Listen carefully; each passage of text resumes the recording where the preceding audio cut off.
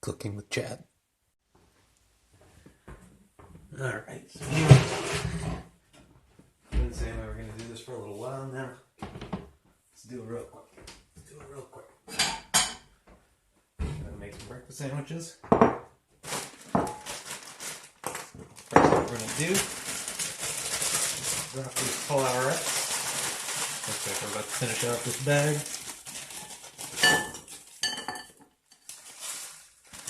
Probably more than we need, but that's okay. Stick that in the microwave for 3 minutes.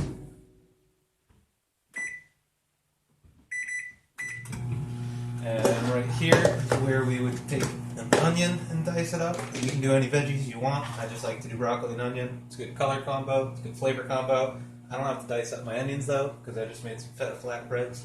Some Greek flatbreads with feta on them. And olives and tomatoes and onions and all kinds of other things. So I already got some diced onion. Don't need to do that. That's really nice. So we're going to go right to the next step, which is get a little mixing bowl, get a dozen eggs, start going to town.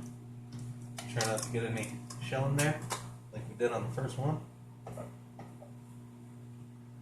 It's a good start. Let's see how we do on the next.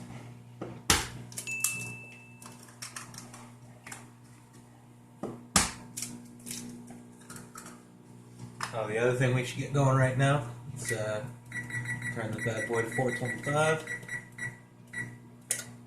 Preheating.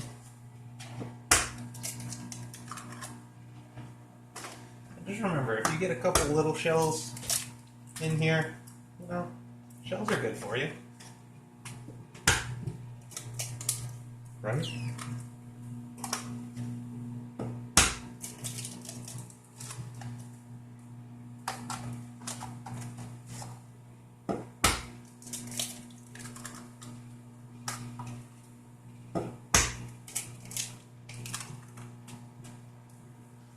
No, I should be able to do these 2 at a time, one in each hand, kind of a letdown, but... So.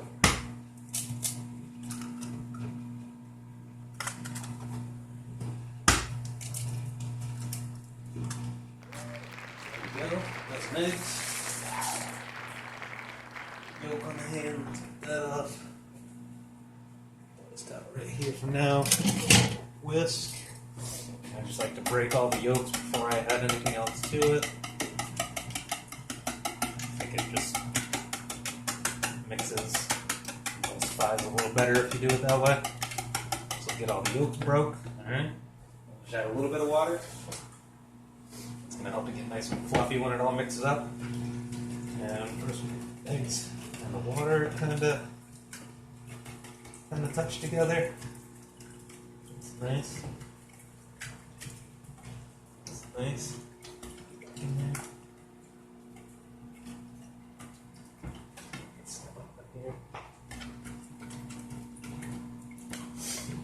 See so far, consistency, it's nice, it's light. And then from here, again, kind of dealer's choice, whatever your preferences are. I like, let's see, a little garlic powder. I'm not much of a measurer kind of person. We'll call this tablespoon, and we'll get some paprika in there. I usually like to use smoked paprika, but for some reason Hannaford just doesn't like to stock it anymore. I'd say maybe roughly a teaspoon of that, and I guess I could have gotten some of this stuff ready beforehand, so we don't need to listen to this keep beeping. Pull this out. Set that on the cutting board. A little salt. A little extra salt. A little pepper. Maybe a teaspoon of pepper, tablespoon of salt. I don't know. Again, you kind of do it a few times. You get used to what you like, what you don't like.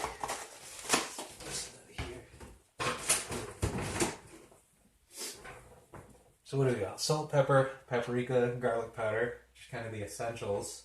And then I also like to add some hot sauce to mine, give it a little kick. I use, I don't know how well you can see that, Son of Zombie Apocalypse. Son of Zombie? Doesn't say Apocalypse. I don't know. Torchbearer sauce is good stuff. Found it on Hot Ones. And I'm pretty liberal with the hot sauce. I mean, you're making a dozen eggs out of this thing, so you want it to be sufficient. So you get the sauces and spices in there. You can keep with the whisk. Get all that mixed up nice.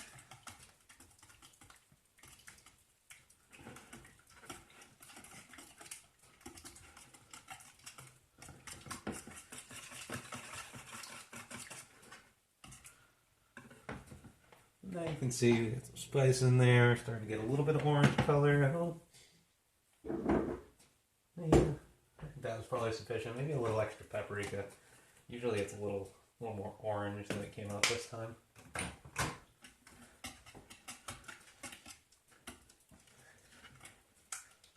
There we go, that's a little better. That's getting the color we want.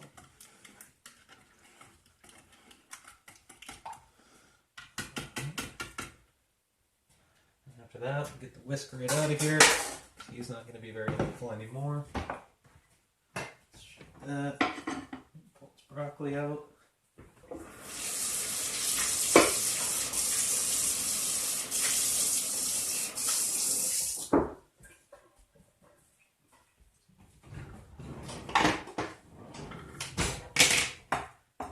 And you just take the broccoli and you just kind of want to mince it up so it's about the same consistency that the onion's going to be. Every bite has a little bit of something in it rather than, take a bite of your breakfast sandwich and all you can taste is broccoli. I don't like that. I don't want that. So that's good right there.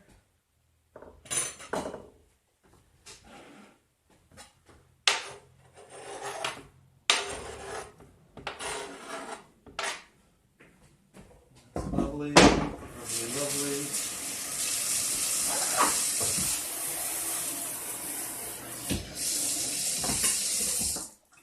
Once over, and about the same amount of onion. I'm not doing anything else with it, so I'm just going to throw it all in there. And then here, take a rubber spatula. Oh, you know what? Almost forgot. Shredded cheddar jack, I could get a block of cheese and shred it myself, but I'm fucking lazy, so I'm not doing that. Not too much cheese, just enough to get the flavor. Basically the way I do it is all the cheese, the veggies, everything else I got going in it, I'll kind of keep to about the same amount.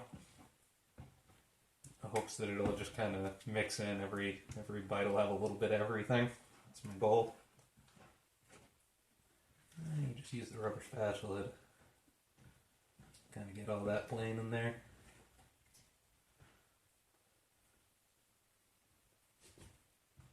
That's nice right there. So then we take our Pyrex.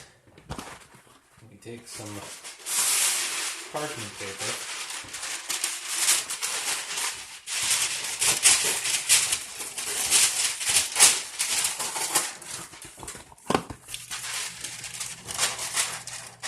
Like that. Right in there.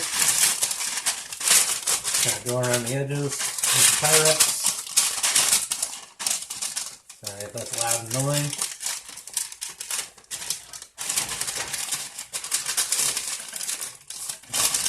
Kind of make a little shell for it. And you'll see. So, doesn't that look nice? I don't even know if you can see it. That looks nice.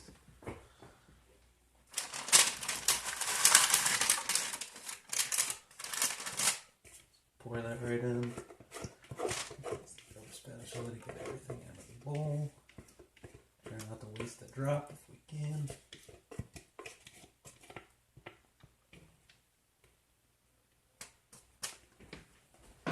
Set that there.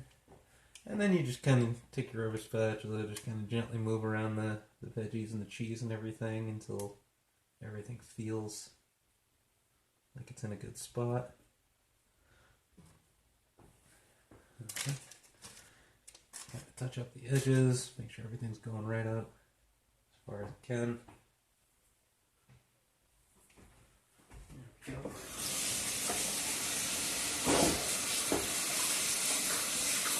Just kind of give everything a good rinse as I'm prepping, so when I go back to wash it later, it's a little easier.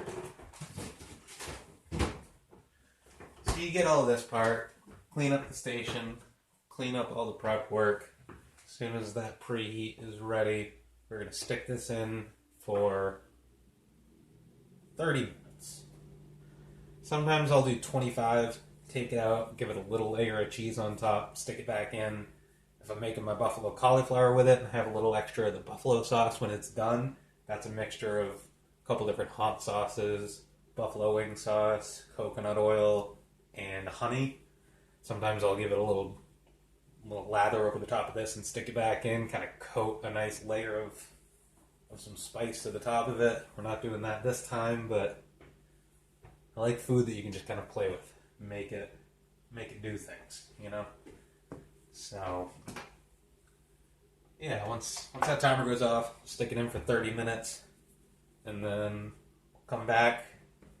We'll see how it looks when it's all done, and we'll show the finishing steps for prepping it so that you're just ready to go every day.